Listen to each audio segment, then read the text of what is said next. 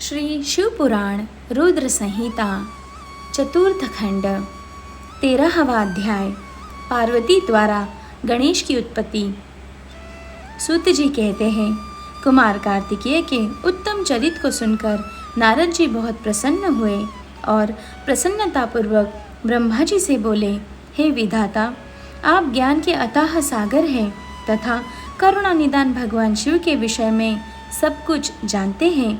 आपने शिवपुत्र स्वामी कार्तिकेय के अमृतमय चरित्र को सुनाकर मुझ पर बड़ी कृपा की है। भगवान, अब मैं विघ्न विनाशक श्री गणेश के विषय में जानना चाहता हूँ। उनके दिव्य चरित्र, उनकी उत्पत्ति के विषय में सब कुछ सविस्तर बताकर मुझे कृतार्थ कीजिए। मुनि श्रेष्ठ नारद के ये उत्तम वचन सुनकर ब्रह्मा जी हर्षपूर्वक बोले, नारद, तुम गणेश उत्पत्ति की कथा सुनना चाहते हो, अतएव तुम्हारी प्रसन्नता के लिए मैं तुम्हें उनके जन्म के विषय में बताता हूँ। एक बार की बात है, देवी पार्वती की दो सखियाँ जया और विजया, जो सदा से ही उनके पास रहती थी, उनके पास आई और बोली, हे सखी, यहाँ कैलाश पर्वत पर भगवान शिव के असंख्य गण हैं। वे सदा भगवान शिव की आज्ञा का प्रसन्नता से पालन करते हैं। वे सदा भगवान शिव की आज्ञा को ही सर्वोपरि मानते हैं। इसीलिए आपको भी अपने लिए किसी एक विशेष ऐसे गण की रचना करनी चाहिए जिसके लिए आपकी ही आज्ञा सर्वोच्च हो और वह किसी अन्य के सामने न झुके।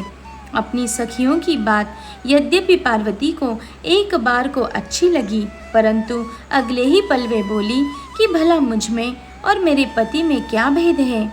हम दोनों एक ही हैं और सभी शिवगण मुझ में और सदाशिव में कोई अंतर नहीं समझते। वे हम दोनों की ही आज्ञाओं का सदा पालन करते हैं। पार्वती जी के ये वचन सुनकर उनकी सखियाँ आगे कुछ नहीं बोली और वहाँ से चली गई। एक दिन की बात है, देवी पार्वती अपने कक्ष में स्नान कर रही थी। वे नंदी को द्वारपाल बनाकर द्वार पर बैठा कर गई थी। तभी कक्ष में भगवान शिव का प्रवेश हो गया। क्योंकि नंदी अपने आराध्य शिव को अंदर जाने से रोक न पाए, देवी पार्वती को उस समय बड़ी लज्जा महसूस हुई।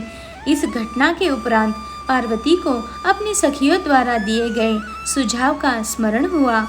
तब उन्होंने सोचा कि मेरा भी ऐसा कोई सेवक होना चाहिए जो कार्यकुशल हो और मेरी आज्ञा का सदैव पालन करे, अपने कर्तव्य से कभी भी विचलित न हो।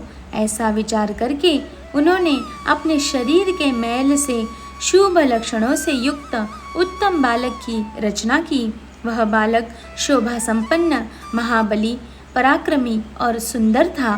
पार्वती जी ने उसे सुंदर वस्त्र और आभूषणों से विभूषित करके उसे अनेक आशीर्वाद दिए।